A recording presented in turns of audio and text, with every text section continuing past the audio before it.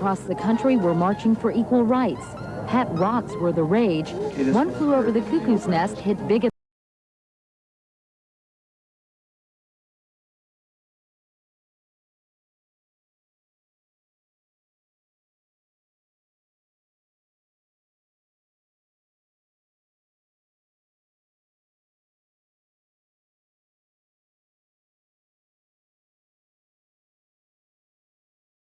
the box office, and Saturday Night Live premiered on NBC.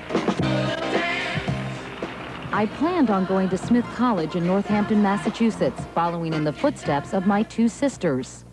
But Smith had other ideas. So instead, in the fall of 1975, I headed to the University of Virginia in Charlottesville. Founded in 1819, it's a place steeped in history and tradition. Designed by Thomas Jefferson a few miles from his hilltop home, Monticello, he called the university the hobby of his old age.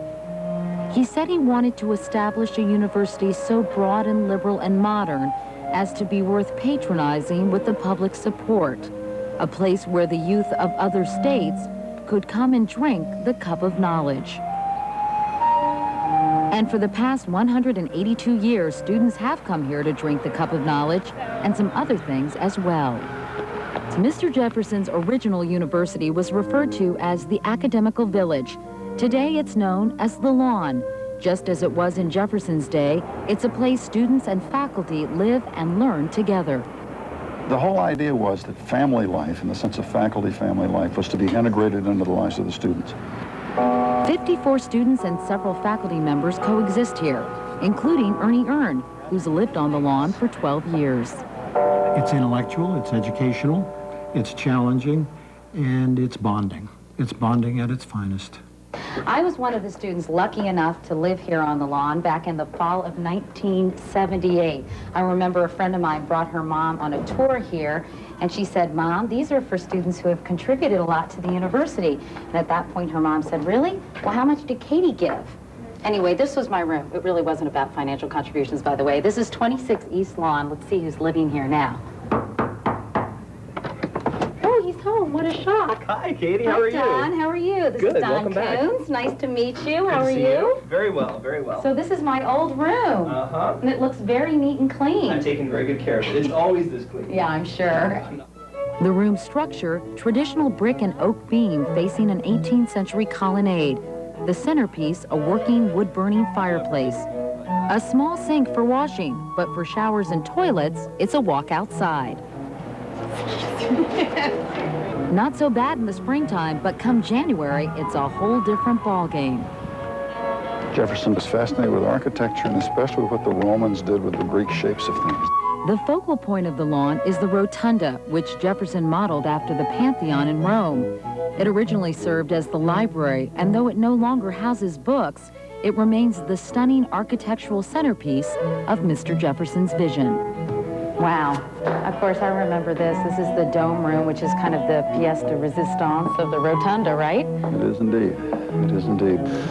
The idea of the university is a place of discourse, the place where an intellectual exchange is the real medium. It comes to life in this room. That's what this room's about. But don't think it's all work and no play here.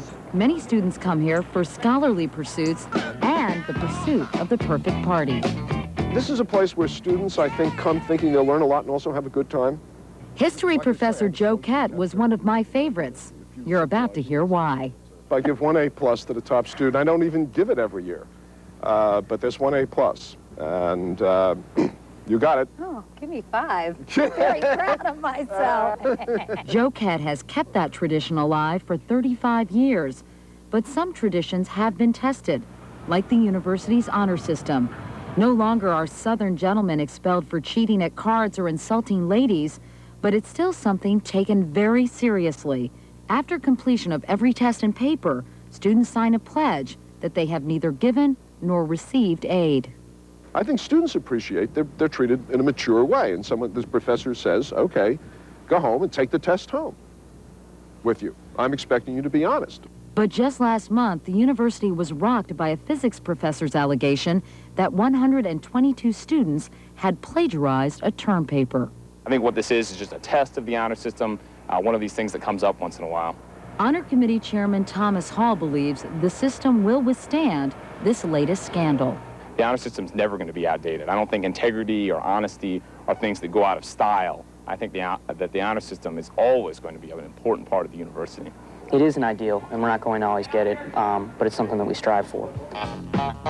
Race relations continue to be tested as well.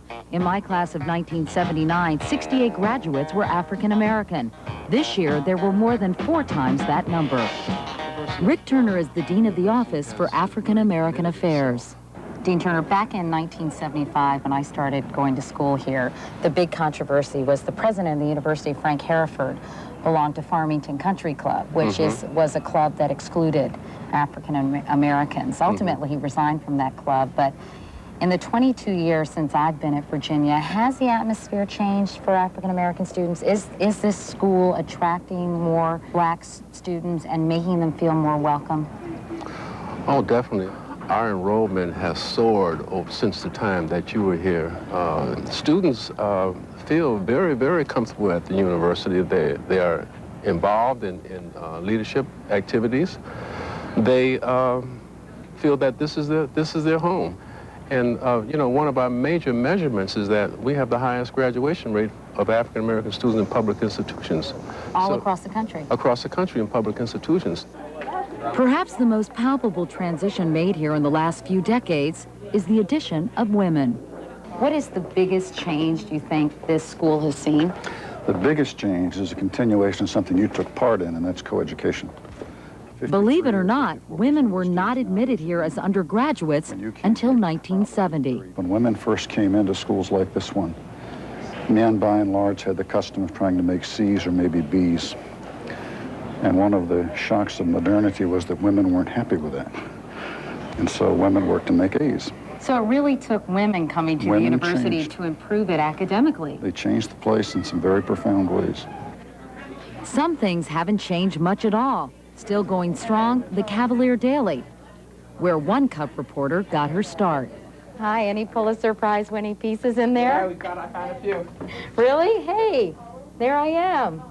Dean's list requirements tightened. Ooh, lead story. Give me 5. Since my time here, the university is more popular than ever. U.S. News & World Report ranked it the #1 public university in the country, which comes as no surprise to the UVA community. Now, there are a couple of major no-nos if you go to this place that students somewhat arrogantly call the university. You never call it the campus, it's the grounds. You're never a freshman, sophomore, junior, or senior. You're first, second, third, or fourth year. And you never call a professor doctor. That's just the way it is. And of course, never call this guy anything but Mr. Jefferson. While most of my contemporaries elsewhere were rocking out to Led Zeppelin, somehow time stood still here. Music by groups like the Four Tops, the Temptations, and my personal favorite, the Platters, filled many a fraternity and sorority house.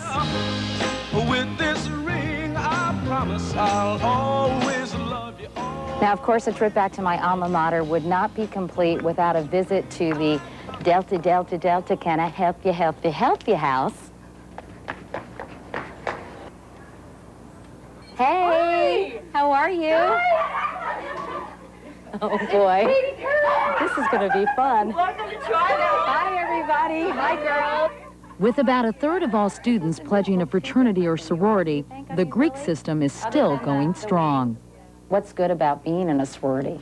Coming from a small town, you come to a big school like this and you're lost. And it's hard to find nice girls that you have a lot in common with.